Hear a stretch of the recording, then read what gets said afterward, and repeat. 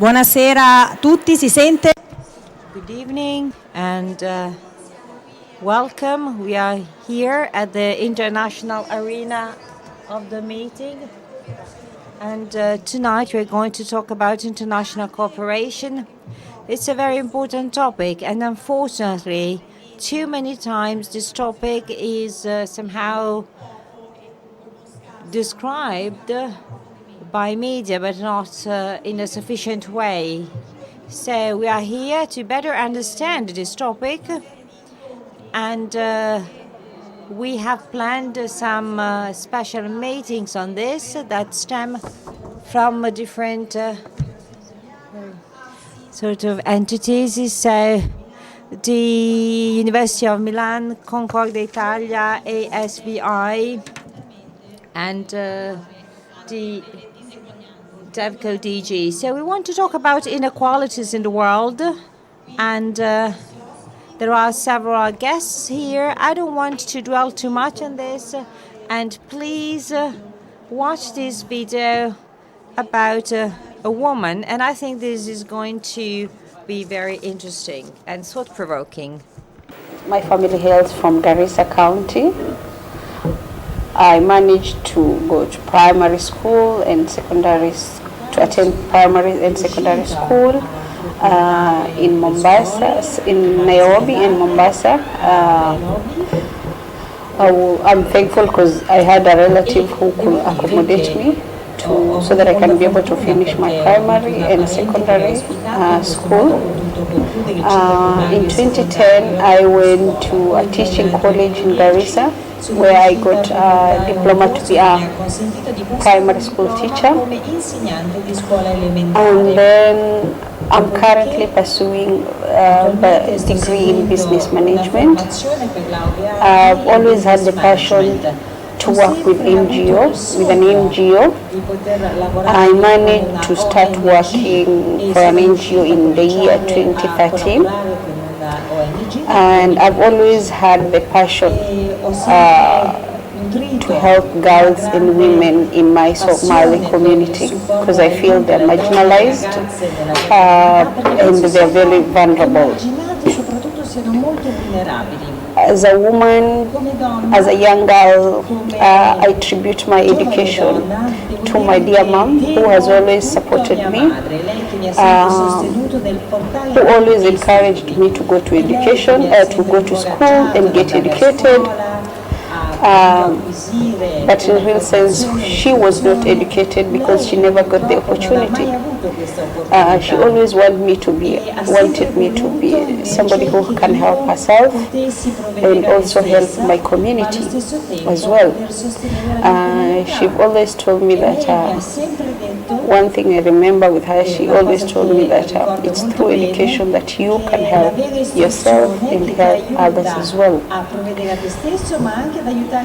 When I joined AVSI, we started advocating for girls' right to education. I believe every child has a right to education despite his or her gender. Somali girls face a lot of challenges, one of them being the socio-cultural practices that hinder them from attending school. Maybe to talk about two cultural practices that hinder girls from attending school is female genital mutilation and early marriages. Once a girl undergoes female genital mutilation, once she has the risk of death, loss of blood because of the cut, and the poor hygiene used in the whole process. And the early marriages, once the girl is married, she no longer attends school and eventually she'll drop out and start a family. That's what we call a child mother. Also face other challenges like defilement, assault, sexual assault and physical assault, teen pregnancy, child labor, physical violence, and emotional abuse. From my personal experience, I believe it's through education that girls can escape all these challenges and be able to finish their studies. I am where I am today because of education. But if not for education, probably I'll be married with kids somewhere and who knows, in poverty. Mi sarebbe successo probabilmente anche in povertà. My aim is to educate girls and be role models for my community. I want to tell those girls in the bush, in the refugee camps, that they can make it to be where I am today. Thank you. Grazie mille.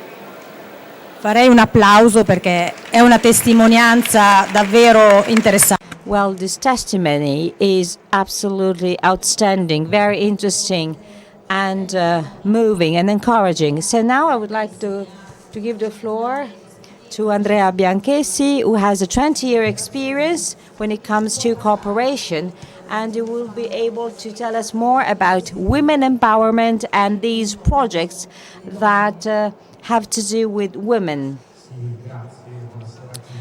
Thank you very much. Good evening, everybody. First of all, a brief introduction about AVSI. It's an NGO that many of you know, and our booth is next to this area. We were born in Congo, Zaire, in 1970, and not far from here in Cesena, this association of voluntary workers for international support was established in Cesena, and then now it is in 32 countries in the world. Our mission is to put people at the core and to help them be real protagonists in their communities. And my colleague and I, work at AVSI, and we really try to do our best in order to disseminate our message. We really want to empower people so that they can support themselves and their communities. Just a few words about what we just heard. Bangio, the girl of the video, work with us for us at Dadaab. It's a refugee camp, one of the biggest in the world. Now there are only 220,000 people, but until 2014 there were 450,000 people. It was established in 1992 when the civil war in Somalia started, and unfortunately this country is still full of conflicts even right now while we are speaking. So this refugee camp is full of Somalian people, and in that eastern part of Kenya there is a Somalian population, and Bangio also comes from Somalia. So in that area only 50% of children have access to schooling and education.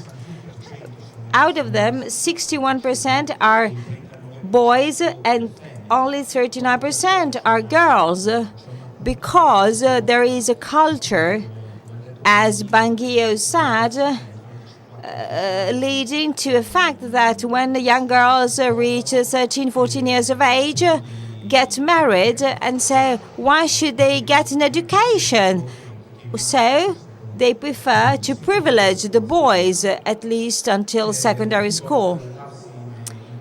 And in Dadaab, AVSI deals with education. In the past, we have been setting up more than 150 classes, and over the last few years, we have been dealing with training of trainers, so of teachers. So we take care of the training of teachers. And we realized that in the beginning, only men used to enroll to our courses. So we decided and thought that it would have been better to promote the enrollment of women.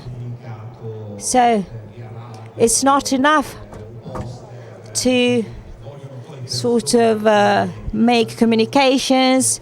We need to advocate people directly, have endorsers, people that work as witnesses that show that there are other opportunities, that there is another chance, another option.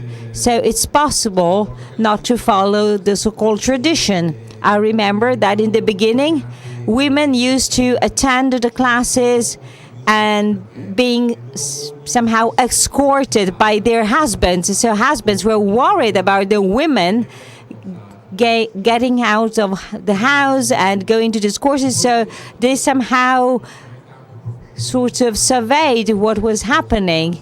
But also we try to promote schooling and education through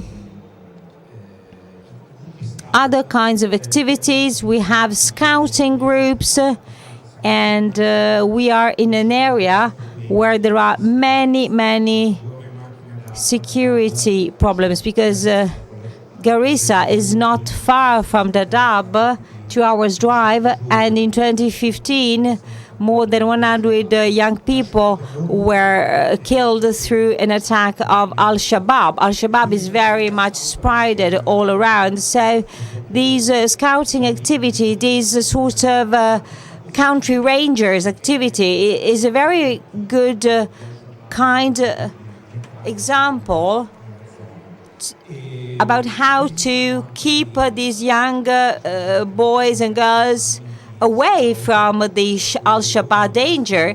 And so we have set up ranger camps, and boys and girls attend these camps all together. So at the beginning they come with their parents, and the parents are always pretty suspicious about what's going on, but then they see that the atmosphere is positive, is good, and then so they accept the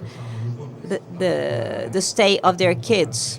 And so this is something very special that we do. But we always try to understand the culture of a place, the needs of the place, specifically of women, and then we try to support them and take them by the hand through a personalized pathway. And we can do so also thanks to the contributions of the European Union, that is one of our donors in that area. Thank you very much, Andrea. And you mentioned the European Union, so I would like now to ask Chiara Puletti, who deals with communication. She's a communicator, a bit like me.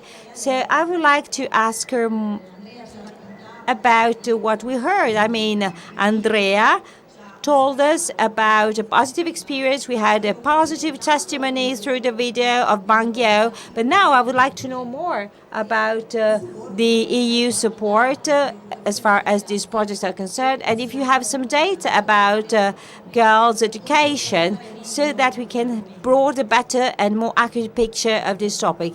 Thank you very much. Good evening. I am Chiara Puletti, and I work in communication in Brussels. I deal with cooperation and development, and I deal with anything that has to do with policies outside of our 28 member states. Well, there are still 28 for now. We're going to see what is going to happen after 31st of October. So almost everywhere in the world, Latin America, Asia, Caribbean, and so on. I don't know if you know that the EU, with its up to now 28 member states, is the biggest donor ever for this kind of activities, more than the US, more than China. I don't know if in the future China is going to replace the EU as biggest donor in the world for this kind of activity. 54% of all humanitarian aids delivered in the world are done by the EU, but we do not do enough. So, I mean, the situation is really tragic. Well, I don't want to bore you, but I want to tell you that 31 million of girls in schooling age have never ever attended a school. 70% of them comes from extremely deprived communities. If we were to improve their level of education at least 1 year more, of secondary school, their income would be increased by 20%, and that 20% could be directly reinvested either in the community or in the family, creating positive repercussions within their local communities. So more educational opportunities at secondary level for women are more likely to have a bigger impact also on the growth, especially in medium-income countries. If all women had a secondary education, and this is a very interesting figure, well, we would have 50% fewer dying kids, so a lower mortality of kids, and then also 60% less of young women getting married, very young girls, 64% less. And so this is also supported by OECD. And so less young mother, less very young wives, so with more education, especially secondary education. As I said in the beginning, the situation is not reassuring at all, and Franco and I, we work for the EU, and sometimes we are quite thought-provoking and provocative. Certainly, we do not want to just praise what is being done, because, well, on the one hand, the efforts are huge, but unfortunately, this is not enough because data are quite discouraging. How is it possible? Well, there are international treaties, laws. There is a United Nations Convention on Children's Rights that has been subscribed and signed. We have many partner countries, so not developing countries, but partner countries that have also joined these activities, and they also somehow join these sort of gender-based policy, leading to virtuous circles and positive repercussions. But in spite of all these international community efforts, we are still at a dead end, even if not in a very, very bad situation, too many negative figures. And so there are structural problems when it comes to women empowerment and young girls empowerment. So what can we do? What should we change? Where can we start from? Our approach has changed radically. Now we have understood that we need to get local, to go local communities and talk to community leaders, religious leaders, policemen, judges. We need to talk to matriarchs in villages, so the women who really have the real power in villages, because laws have been changed. In 2011 in Kenya, a law was adopted on genital mutilation that sort of bans it 8 years ago. And 8 years is a lot considering the rapid pace of anything today. So Bangio also talked about these infibulation process.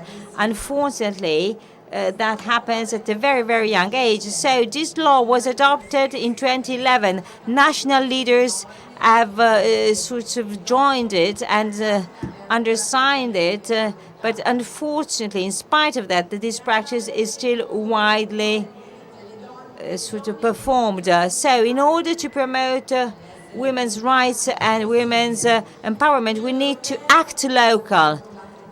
What is the EU doing to fight against the situation? Well, very quickly, we have data from 2007-2013, so that 5-year period. So the most recent 5-year data are not available yet. We have 1.2 billion euros available to support the actions of our partner countries. I talk about partner countries and not developing countries to promote gender equality and empowerment of women. 85% of all our projects, the projects that we're going to finance all over the world, will need to have a gender component. They need to be gender-oriented. And then we have invested 332 million euros for projects against unemployment in the Sahel and Chad Lake regions, in particular aimed at women, training, diplomas, masters, education and training courses aimed at reaching out to women. Another example is the following. Women from Afghanistan, are in a transit situation. The country is still in a war. We have proposed farming, training, statistic courses, and studies about mining training courses, because we want to offer women job and growth opportunities. So there are degrees, master's degrees, a lot of skilled and qualified training. 475 million euros were given to the Global Fund for Education by the EU, whose main goal is schooling. And it's not schooling for everybody, but high-quality schooling activities for everybody. And this is also something new when it comes to international cooperation and development. Moreover, we are partners of the very first global fund called Education Cannot Wait. We have unblocked 21 million euros last week for this, and we were in Ethiopia in February with Paul Kagame, who is the chairman and the president of the African Union, and the former president, yes, because there was a change in February. So it was February, was still the chairman at that time, and he fully committed when it comes to gender-related issues. And it was extremely empowerment-oriented. It was empowering for us, too, to see such an important figure next to us in this fight. So the EU, as I said, has radically changed its approach. So it's not about being charitable, as Juncker said some months ago. So the era of charitable activities is over. So these countries are partner countries, so Latin America, Caribbean, Asian countries. So we offer investment opportunities so that there can be a contribution to general welfare. So it's a so-called butterfly effect. So this is related to the chaos theory in the financing world. So when something happens in Brazil, there is a sort of, domino effect in Kansas. So again, anything we do in the partner countries, certainly we have in the short and medium term somewhere else, also in Europe. So when it comes to development and cooperation, there are no more boundaries. Our approach is a transformative approach. So that means that we need to know deeply local players. The EU makes a careful selection of local partners. So in Brussels, we are 5,000, so we could not work on AVSI project in Kenya ourselves. So through call for proposals and tenders, we carefully select. We are very, very picky and accurate, believe me. So these selection processes are so effort-taking. And so we want to give priority to organizations that really know their local areas very, very well. Secondly, we want to provide the young girls and young women tools so that they can express their sort of problems and disorders. Sometimes these women, young girls and young women, have been victims of abuses, but they cannot even express their sort of troubles and disorders, not even verbally. So working on language abilities is an empowerment tool. And I would like to tell you more about the language issue, if Rosalba later on will allow me to do so, because it's a key issue, especially when it comes to education and women empowerment. To me, it's very important. Thank you very much, Chiara, because she really painted a very clear and effective picture of the current situation. And she also provided us with figures that, are not very encouraging. Now I would like to give the floor to Namale Rejoice, who is an example, a good example, a virtuous example. She's a woman who made it. She's 24 years old. She's here with us. She has a degree, and she was nominated among the 15 young leaders of the EU in the development days. So certainly her story is a success story, is a beautiful story. She can be considered as a role model for young and less young women. So please tell us more about your experience. How did you manage to do all this? Thank you. My name is Rejoice Eve Namale, and I am a youth and women empowerment advocate. Mi occupo di empowerment delle donne e delle ragazze. From Malawi. Vengo dal Malawi. And I'm also the founder of Youth Arise Network, E sono anche la fondatrice del Youth Arise Network, which exists to stimulate young minds il cui obiettivo è quello di stimolare by i promoting giovani, an entrepreneurial spirit, promuovendo uno spirito imprenditoriale, by promoting education for all, l'istruzione per tutti, volunteerism, il volontariato, all in efforts to eradicate il poverty tutto con l'obiettivo di sradicare la povertà and reduce e di inequalities. ridurre le disuguaglianze. So far, we have done a number of projects, which I will Abbiamo elaborate condotto una serie di progetti di cui parlerò as I go on with my presentation today. nel corso della mia presentazione oggi. I want to start on by saying Vorrei iniziare dicendo it should be recognized che occorrerebbe riconoscere that there's about 200 million youth in che Africa. ci sono circa 200 milioni And di many of giovani these in Africa e eh, molti fra loro are female, sono donne, are young girls. sono giovani ragazze. Therefore, Per questo motivo, as a firm believer in democracy, poiché io sostengo fortemente la democrazia, democracy ci credo does say fermamente, majority should win. la democrazia dice che in democrazia si vince la maggioranza Then young girls' voices should win in policy formulation e quindi le voci delle giovani donne and dovrebbero policy avere la meglio review nella formulazione delle politiche e nella rivisitazione delle politiche stesse. of policies which affect them. Politiche appunto che le riguardano direttamente. I believe that if it is for the youth, Credo che questo sia per la gioventù, vada a favore della it gioventù should be by the youth. e che quindi, in quanto l'obiettivo deve essere questo, questo And if it's compito not deve by essere the youth, svolto dai giovani stessi. Se questo non succede, then it is against the youth. allora quanto viene fatto va contro i giovani. And in my opinion, E education, secondo me l'istruzione, if utilized strategically, se viene utilizzata in modo strategico, could be the solution to achieving potrebbe all rappresentare la sustainable soluzione, development goals. per poter raggiungere tutti gli obiettivi di sviluppo del Because sostenibile. honestly, Perché francamente, onestamente, many African youth are trying to escape tanti giovani SDG africani, 1, poverty. stanno cercando di sfuggire all'obiettivo, a quanto è previsto dall'obiettivo 1, cioè la povertà.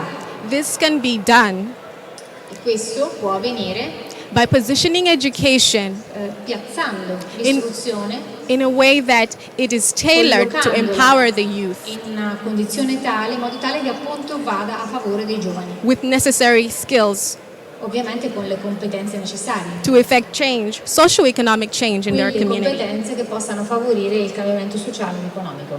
However, the environment right now, Tuttavia l'ambiente al momento it is not accommodating the 21st century needs of the non African sta youth. facendo fronte a quelli che sono gli obiettivi, le necessità del XXI secolo dei giovani africani, Especially the young girl. soprattutto delle giovani africane.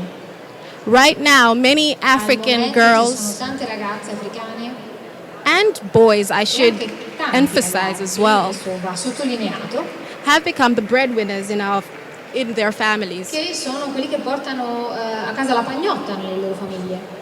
But to put much pressure on the girls or much emphasis on the Per, girls, sottolineare ancora di più il ruolo delle donne, delle ragazze, they're now seen as money-making machines e in realtà le ragazze vengono viste come delle vere e proprie macchine As- da soldi, as soon as they become of age. non appena diventano maggiorenni.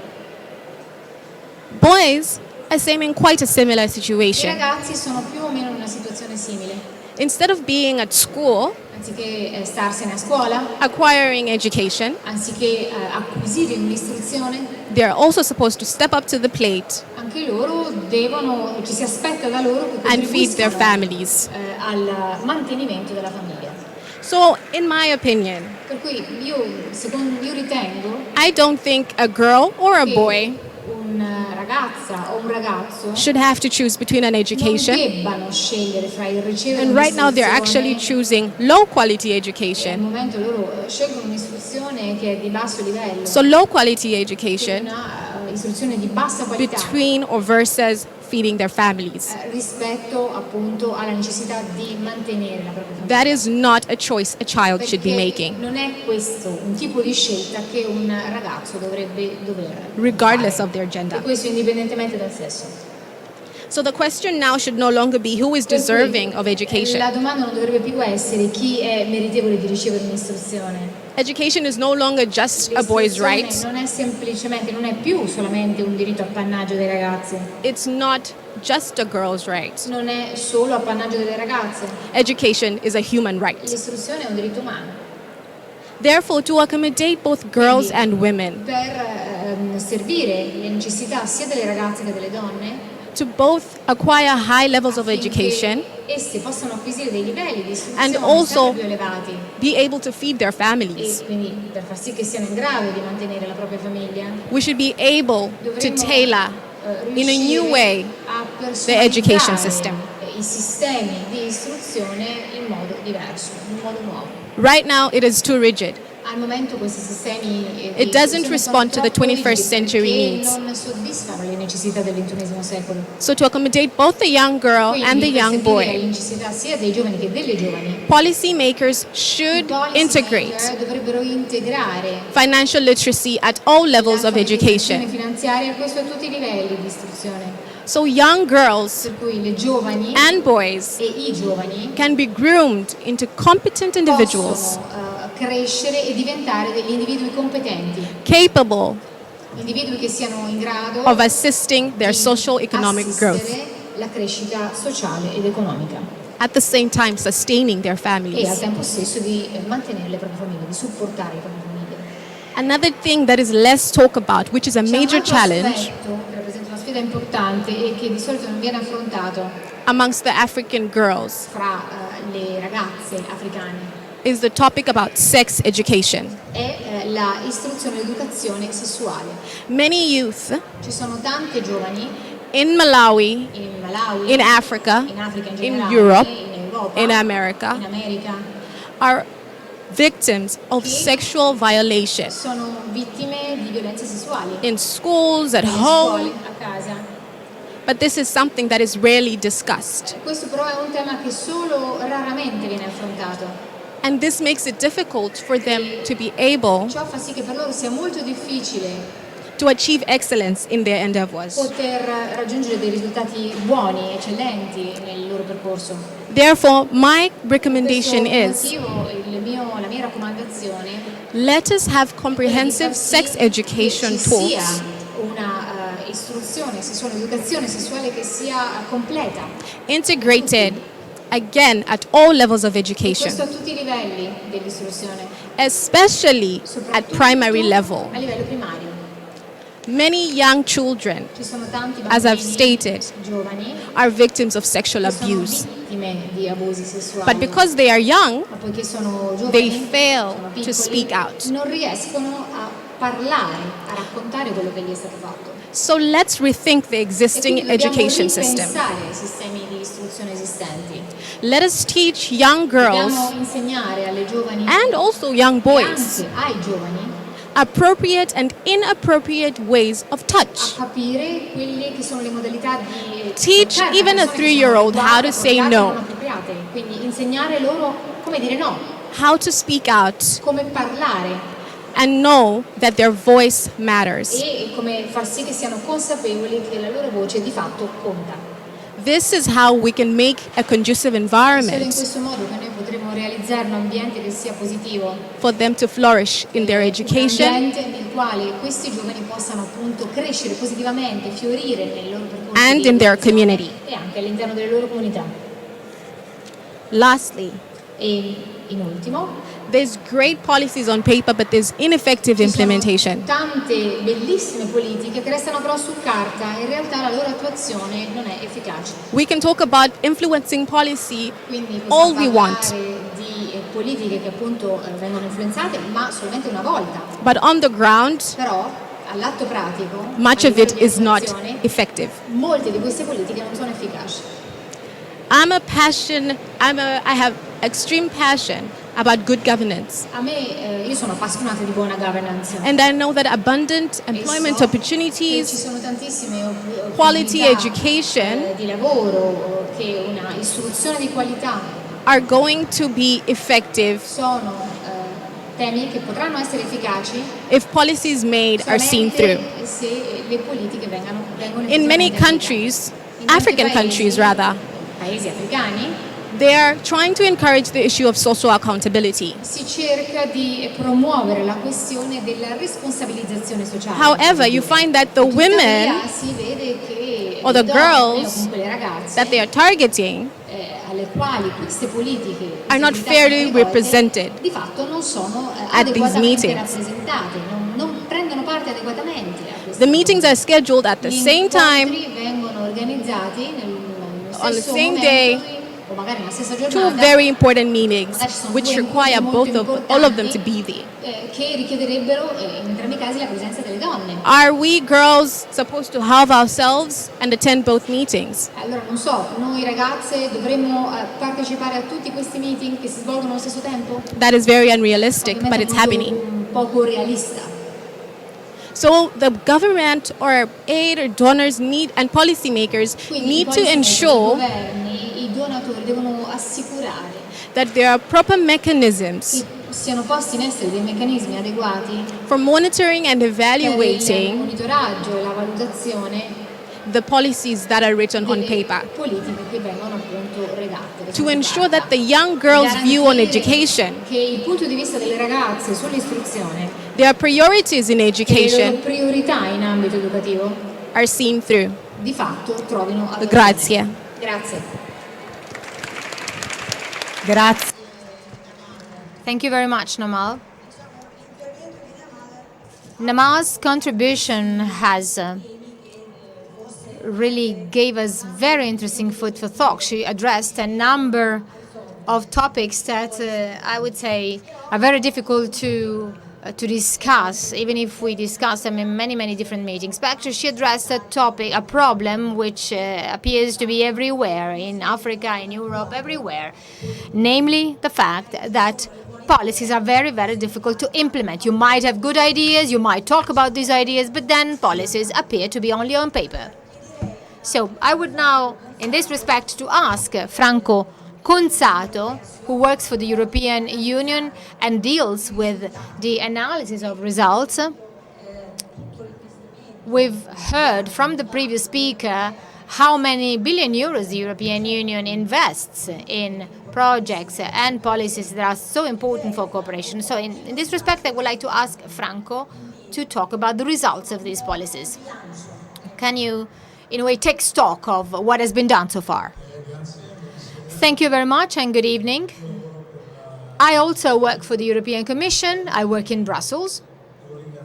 And I have to say I would like to thank Rejoice and the other panelists because actually they've given me interesting food for thought to talk about very interesting things. Rejoice talked about monitoring and evaluating.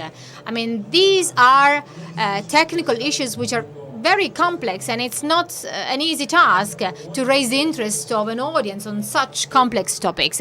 I would like to thank you as well, because even if we've long been talking about women empowerment, this is a very complex problem. This has already been highlighted by the other speakers. Women empowerment means a lot of things. It means that you have to get in touch with local communities, you have to understand and investigate, analyze the customs, religion, the habits of local communities. So if you are to be the ones who want to favor and promote these processes and then also evaluating them, you can easily understand that this is no easy task at all. In the case of the European Union has long been thought about these topics. To be frank, we have always informed our citizens about the amount of money, about the resources that we spend in certain fields, for example, in education, in Africa or in Latin America. And then telling you what we do with this money is not an easy job. First of all, because it's very, very difficult. It's difficult and it costs money to find the right way to give data on the impact that our aid has. This is not an easy task. From our point of view, we can say that more data is available. Behind this area there is a booth, the booth of our General Directorate, and there are some panels that give you an indication of this data. This is aggregate data. In other words, we added figures, and these figures refer to a given interval of years. So from the point of view of the number of students that we've been able to register in schools, we can say that there are over 55 million pupils that have been given the chance to attend school. Out of these 55 million people, however, we cannot be so precise. We cannot tell you how many girls and how many boys. As demography is telling us that it is 50% and 50%, we really hope that at least half of this aid benefits girls. But as you can easily understand, we still have to work on that. So working on the results has already proven to be useful because it has provided us with useful indications. If we abandon for a while the realm of education and address more complex relations, like, for example, legacies or inheritance. In some cases, in many African countries, the inheritance does not necessarily go to the spouse if the husband dies. So, if, for example, a man dies, sometimes the widow might find herself in a very difficult situation. She might be at risk of poverty. So in this respect, the European Union has financed a peculiar program. The aim of this program was to influence the legislation of the country. Of course, in some countries we don't have the same kind of legislation as we intended. Sometimes this legislation goes hand in hand with habits, with customs. So there you have to change, you have to invest in changing the habits. You have to, in a way, involve, for example, tribe leaders, the heads of tribes. Very interesting results were achieved, for example, in Togo. And there, for example, part, if not all, of the inheritance goes directly to the widow, to the wife, in case a man dies. This is just but an example. There are many others. We cannot give you global data, globally meaningful data. We're talking about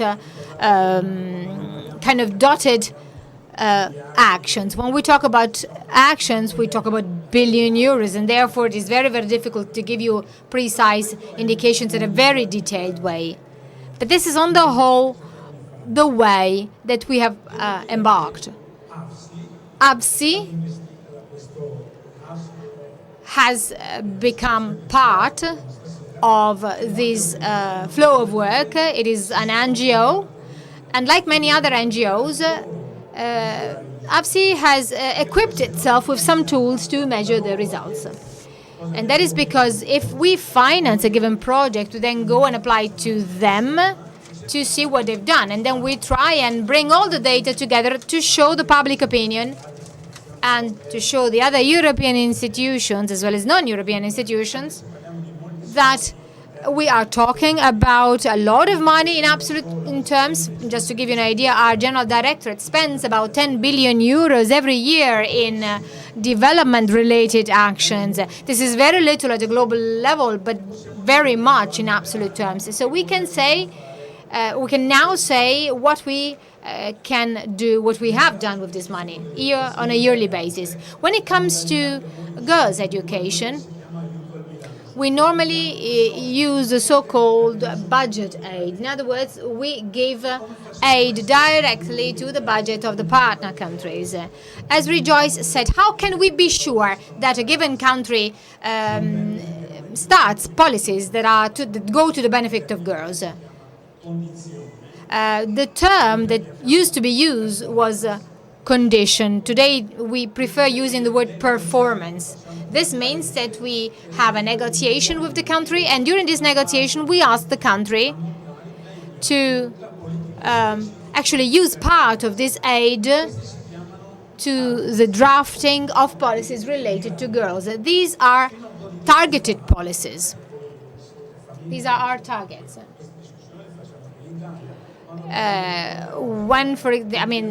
This is the same applies to Italy.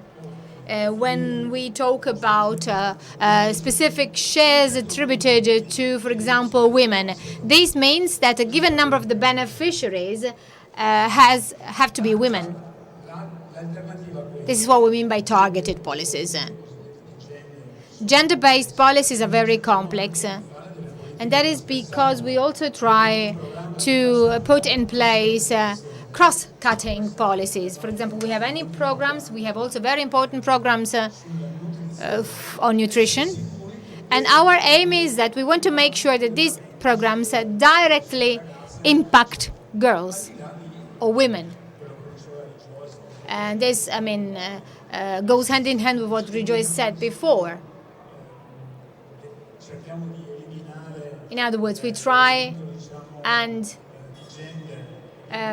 eliminate the gender bias, so to say. We invest, for example, in contraceptive systems, and there too, the European Union, tries and provide information to the various communities on a number of contraceptive systems. These are very delicate, sensitive issues. They are already sensitive issues, for example, in the European Union. Finding consensus for these policies in the European Union is not easier than in some of our partner countries.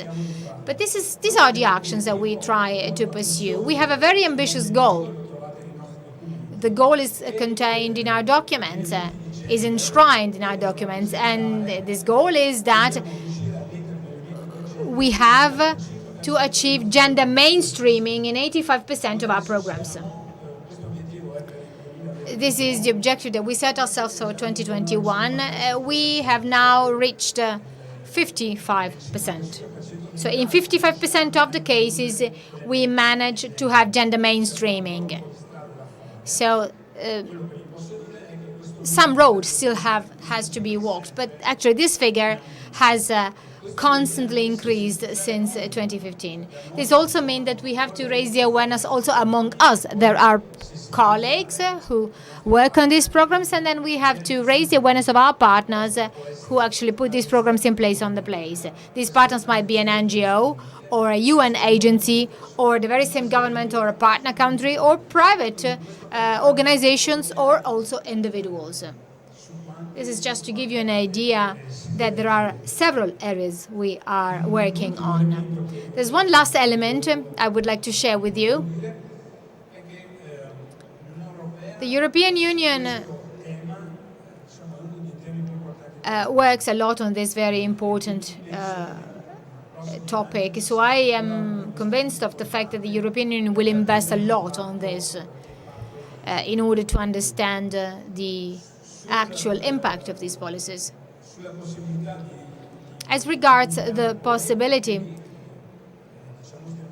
of communicating the result of these investments, we are working there too.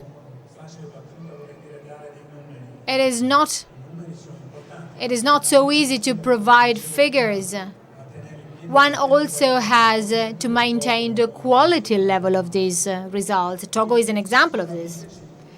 So surely we are committed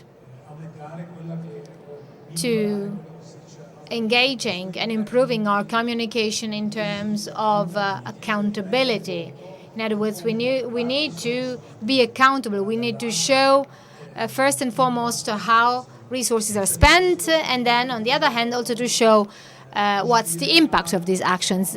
If this is not done, it will be very difficult to increase resources because the needs are and remain high. If you look at the figures of countries, of big countries like India, for example, rural communities in India, if you look at the rural communities in India, only 10 young girls out of 100 are capable of doing maths, basic maths. Only 10 or only 25 young girls out of 100 will be able to have developed proper reading and writing skills. So it's not just, we have to make sure that not only a high number of people, of young people go to school, we have to make sure that actually the level of literacy of these people and the quality of their learning is good. So we need to find disaggregated data by gender. So male, female, boys, girls, and then the level of age. This is the challenge we're facing now. By way of conclusion, I would really like to invite you to see our booth nearby, to see our stand here at the Rimini meeting, so that you can familiarize with the data that we are showing you. This is the agenda we're working on. Our aim is to promote the level of development of people, and this at a global level. Thank you very much. Grazie, Franco. Thank you very much, Franco. I would like to link up with Franco has just said in order to ask Chiara about the communication-related aspects. Our speakers and guests told us about the commitment of the EU with respect to these projects, and as I said at the beginning, well, not much is being said and communicated about that. I'm a journalist, and I must confess that it's not easy or frequent to read articles on this topic. Well, there are some, but there are too few. We should have more. So, Chiara, is there a way to better communicate these goals? Also, when it comes to Agenda 2030, do you think people have spoken enough about that? Well, we do not have any magic wand. If we were to be present with gender-related issues anywhere, especially on the biggest, on the most important pages of the most important newspapers, that would be great, but it's not easy. This is our daily job. That's what we try to do every day. We write articles. We are published, generally speaking, but as far as my daily job is concerned, we see that in Hispanic, Latin American countries, there's a lot of interest for gender-related issues. We are very much published in Spain. Our commissioner is very often present on the pages of Danish, Dutch newspapers. Well, in Italy, it's more difficult, as well as in Africa, Eastern European countries, and Asia. What we can do, for instance, is to try to foster a change of language. This is our daily task, to change gender-related language. We do not talk about victims, but we talk about survivors. So not victims, but survivors, because we want to shift the sort of action level. So those who were victims of violence, who were abused, are survivors and try to somehow take back control of their life. So they are survivors and not victims, not any longer, because they try and succeed in reacting.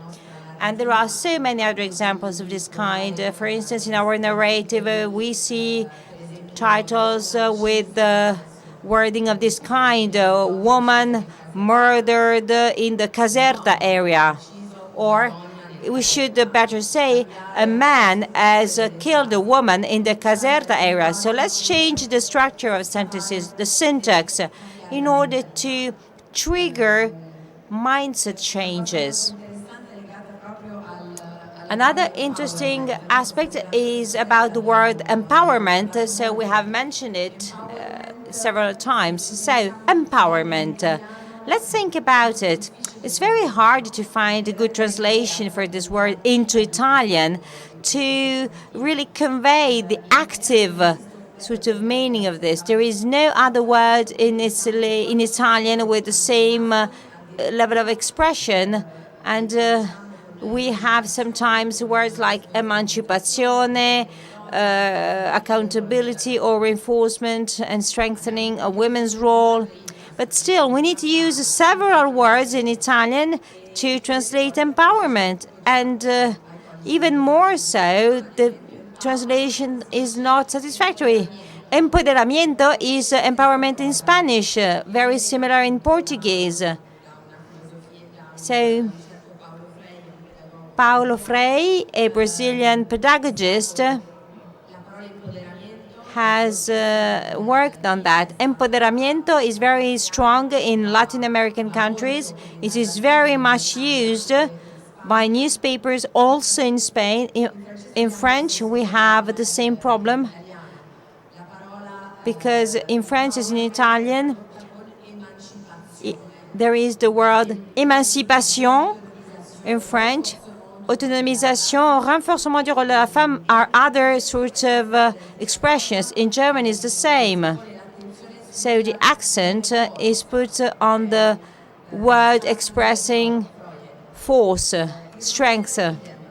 In Romanian, the same, like Italian, it's very hard. Empowerment is found as emancipation, emancipazione. That comes from Latin. We have emancipatio, and we have a part meaning out, and emancipium, that means property. So literally means out of the property.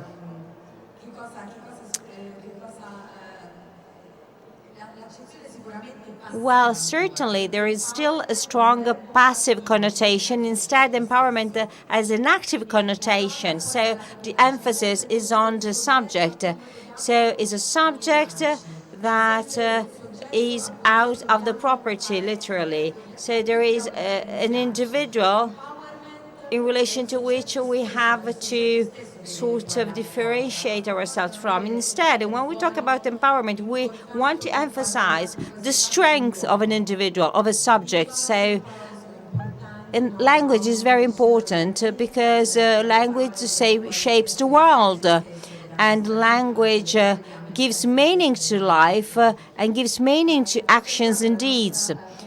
When it comes to our own institutional communication, I think that the most interesting aspect has to do to our communication with partner countries, for instance, with African countries. Cooperation was able to set itself free from the old codes of women equal recipient, recipient countries, so donor and recipient model. What we're doing today is a very hard and delicate piece of work because we want to better communicate in countries.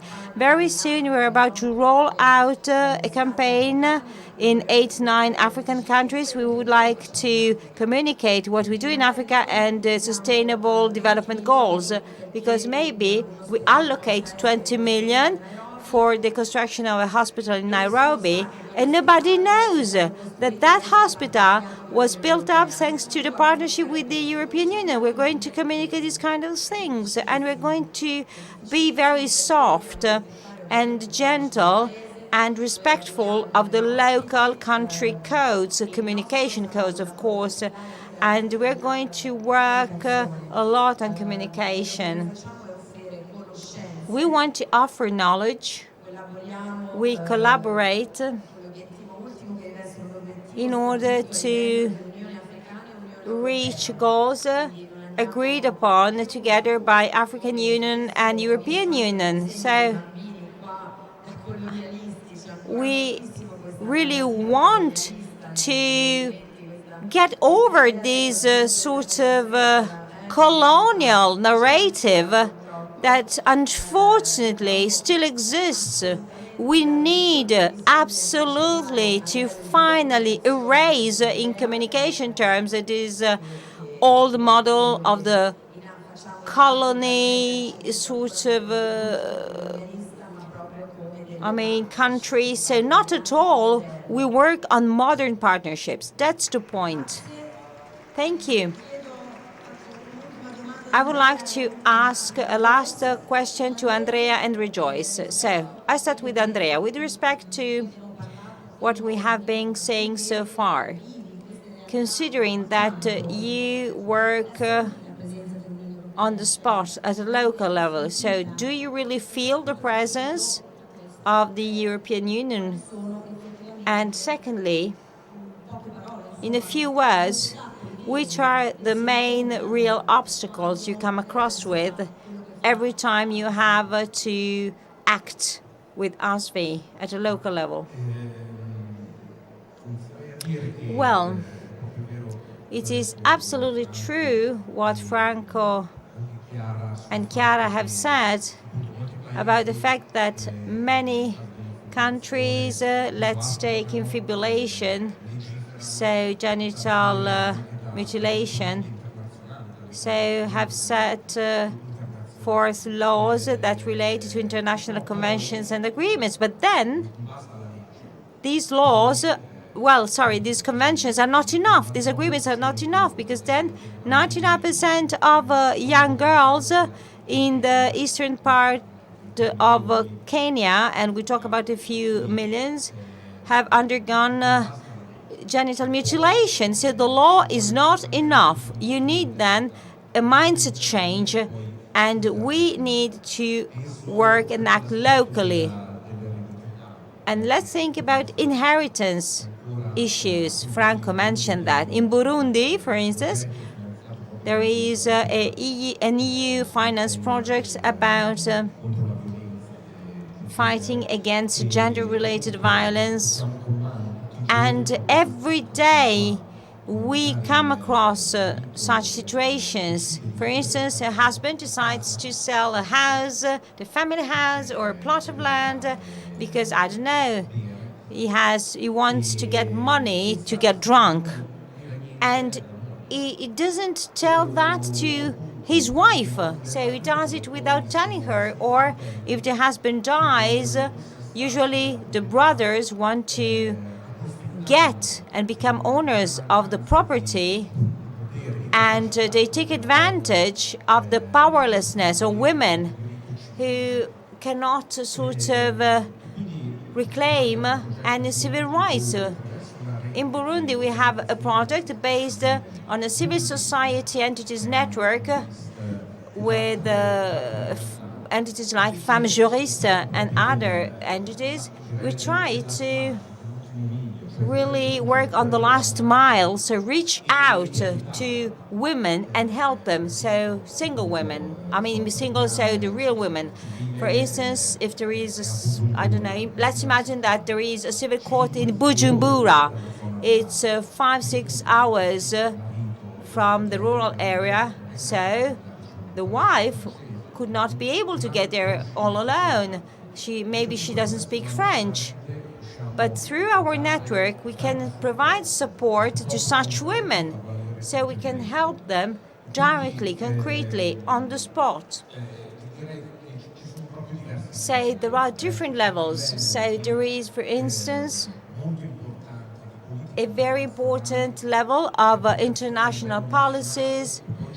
Then there is the local national implementation, and then there is the last mile. So enforce these laws and deliver very practical and effective services that are useful for communities. And then we also work and collaborate with the private sector. I see a friend from a vocational school in Nairobi, San Kizito, and 1 year ago, a very important company importing cars like Renault cars, BMW cars, and that has several garages in the area, has tried to get in touch with San Kizito to roll out a training course on mechanical issues, so just to involve more women, and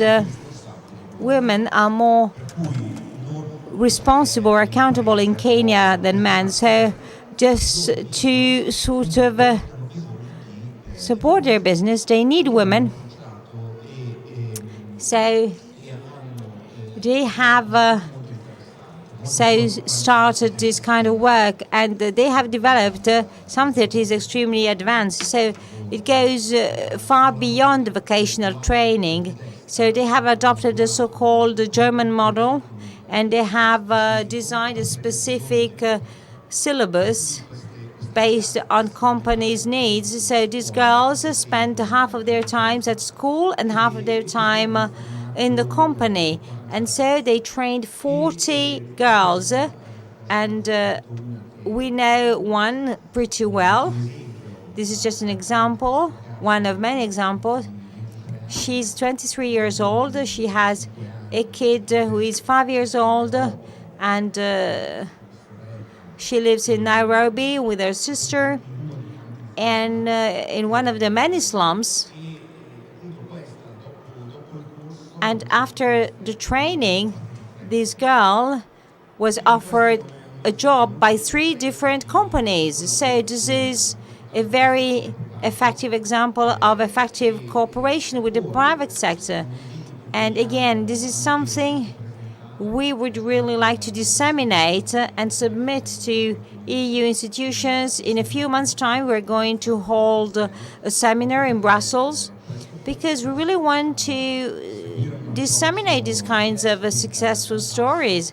So this is a grassroots approach, and we hope to turn it into a program. Thank you very much. A last question to Rejoice, who is here with us. I would like to take full advantage of her presence. So we have talked about important topics, but also we have talked about problems, tragedies, like female genital mutilation, so infibulation. I know that you are very, very committed, but do you talk about this subject with your sort of girlfriends, your female friends? Do you talk about these topics that are also very tragic? I would really like to know if you talk about that. Okay. For female genital Quello che mutilation, riguarda le mutilazioni genitali femminili, that problem is dominant in questo Eastern Africa problema è prevalente soprattutto nell'Africa and not orientale very much in my country. e non tanto nel mio paese. So I would not say that we talk about female mutilation, genital mutilation. E appunto noi di solito affrontiamo questo tema. Rather, we always like to talk about Ci piace di solito the parlare issues that directly affect us delle in Malawi. questioni che in Malawi ci riguardano direttamente. So if it is something that we talk about, Quindi, se c'è qualcosa di cui parliamo, then it is comprehensive sex education essenzialmente questo tema è una istruzione sessuale, educazione and sessuale rights che to sia our globale, bodies. il diritto al nostro corpo. We encourage our females Incoraggiamo le ragazze to have the power to say no. a sviluppare il potere di dire no, la We facoltà di dire no. also advocate Inoltre facciamo anche advocacy, per così for dire, parent-child cooperation. di buoni rapporti di cooperazione genitori-figli. This is also something that I would advocate Questo è un tema che secondo me è molto importante da promuovere. for policymakers to take through. È un tema che i policy maker dovrebbero tenere in considerazione. Because even if we teach E young anche girls, se insegniamo alle giovani either at school or in a youth scuola, clubs, o per esempio nei club giovanili, about these sexual issues, di queste questioni Those- legate all'educazione sessuale, they will still go back home tuttavia questi giovani ritornano a casa to the culture that they e know. ritornano a quella cultura che conoscono così bene. So it's a cultural E issue, quindi è una questione culturale. And we need to also target our Per parents cui bisogna rivolgerci anche ai genitori so that they understand affinché the i genitori issues comprendano that their children are going through. questioni che riguardano direttamente i propri Grazie. figli. Grazie. Grazie. Thank you, Rejoice. Thank you. I would like to thank all the panelists, and I would like to leave the last 10 minutes of our panel to the participants. I don't know if there are any questions from the floor. All of our panelists have talked about their experiences, and maybe it would be interesting to learn a little bit more from them. So maybe there are questions from the floor.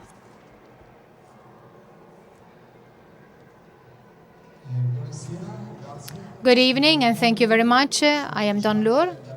I've been in Chad for 2 years. I work close to the border with Cameroon. We are in a rural area, in a rural savannah area. I very much liked the figure of this young woman. She's a young woman, the one that was shown in the video. Like Rejoice said, it's important that we are dealing with young protagonists, addressing other young protagonists. This last Christmas, we were visited by a young woman who works at a very high level. She now works in Singapore, but she traveled all over the world. And it was really amazing to have meetings between this young woman and the young girls in the various villages. She listened to them, she shared her experience with them, and she then simply talked about what she does. And it was wonderful to see, for the young girls, to see that a woman is seen and can exist not only to serve men, to be reproductive, so to say. I would like to know if there are projects, also projects promoted by the European Union, projects aimed at kind of pushing young people to meet other young people, to have an exchange of ideas between them, with the basic idea that it is young people who produce new ideas and then ultimately change. This can lead to change. I don't know if there's any of you who wants to answer, who would like to answer. Maybe Chiara?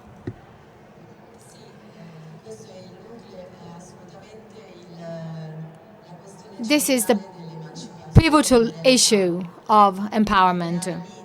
I mean, we need to find leaders among young children, young women who can emulate leading roles that act as models, young women who might come also from the same community, people who can inspire other people to create this so-called multiplier effect.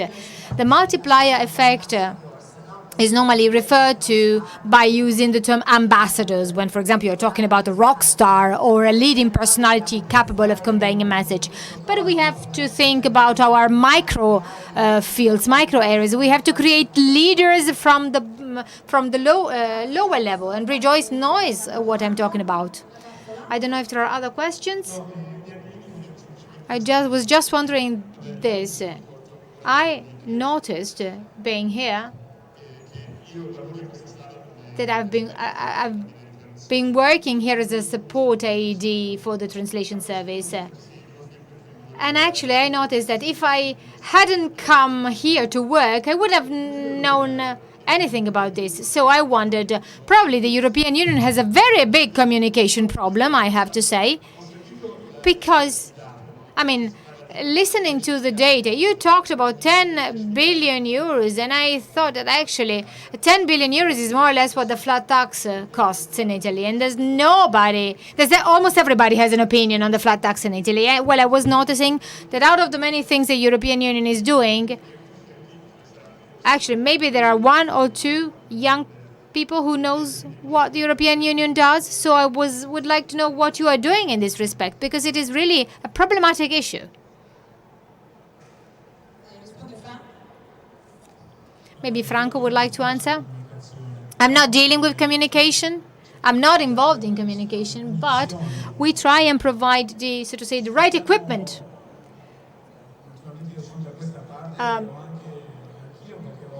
Sometimes I also wonder why we fail in communicating better.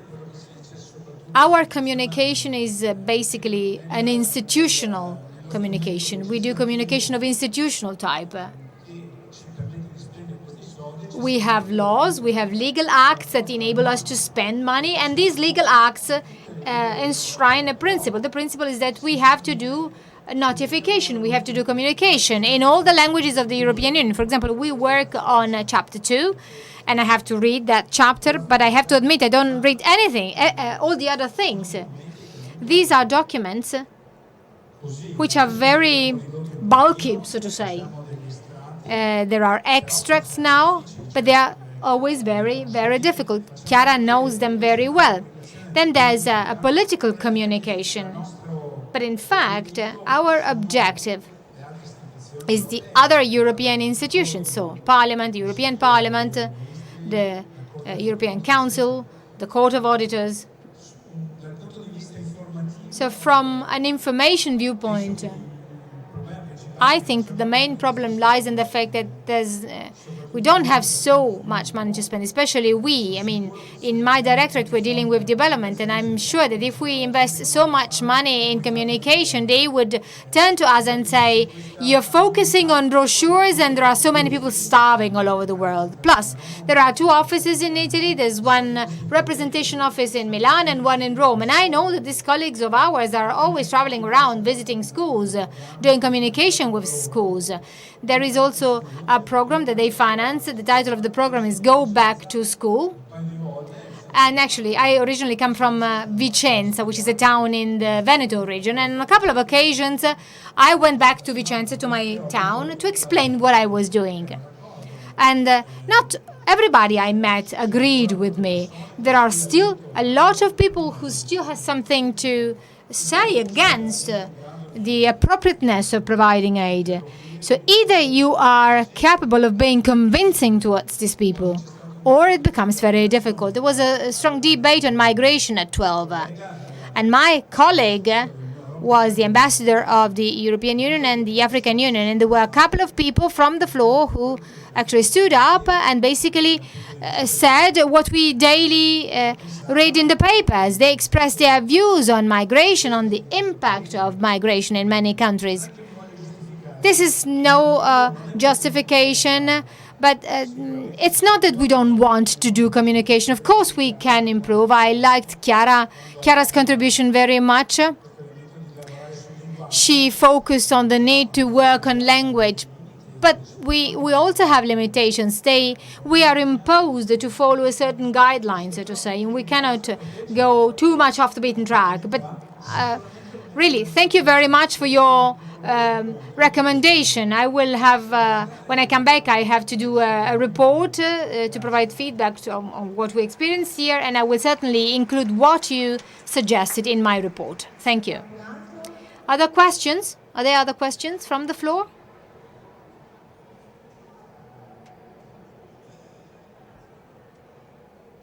Sorry, the comment is spoken out of the microphone.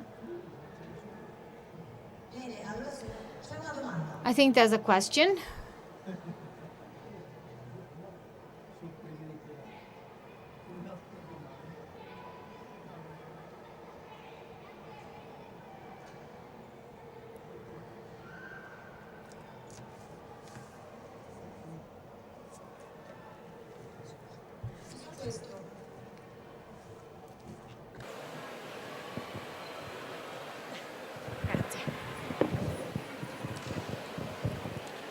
Grazie. Thank you for the interesting contributions coming from all of you. My name is Sergence Florent. I study in Rome and I deal with institutional communication.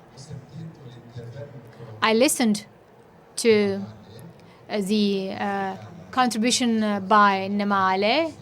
She's an African and I also come from Africa. I come from Congo. You talked about quality education. And this is what we are all wishing for our girls, for our boys and girls.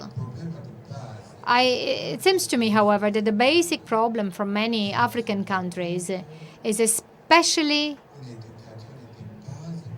basic education for all the boys and the girls. For example, in our laws enshrine the principle that primary and secondary education is for free. But in fact, parents have to pay. And we normally know how the political system, how the education system is managed by many African countries.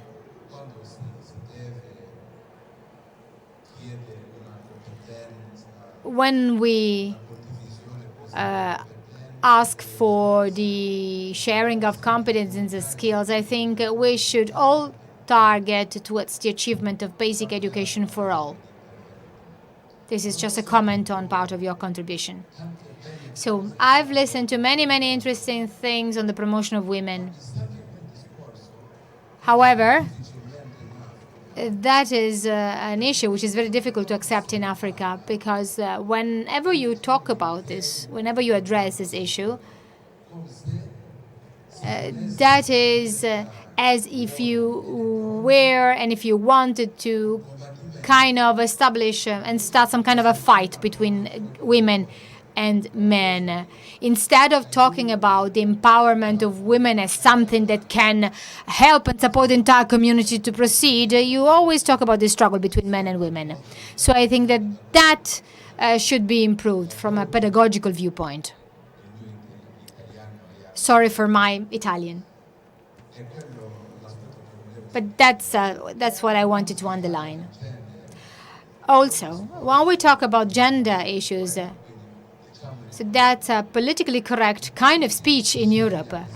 But when you address this topic in African cultures, so at a very local level, you really have to go to the very depth of each individual culture. Otherwise, we may talk beautiful things, politicians may talk fantastic, beautiful things, they draft laws, but these laws will not have a true impact, an actual impact on the cultures at a local level, on the field. Thank you.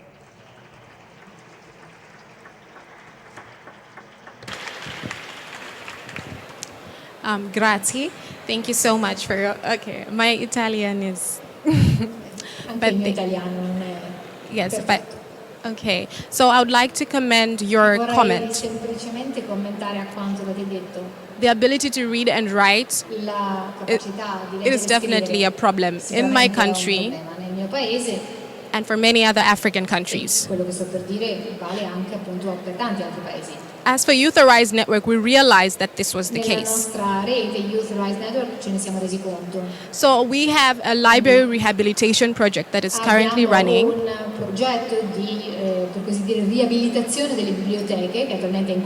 Because as you said, resources are quite expensive, but the children are expected to have them. We have donated over 500 books recently. And we're also procuring Malawian curriculum textbooks, which go for €4. But with a child expecting to feed their family with $1,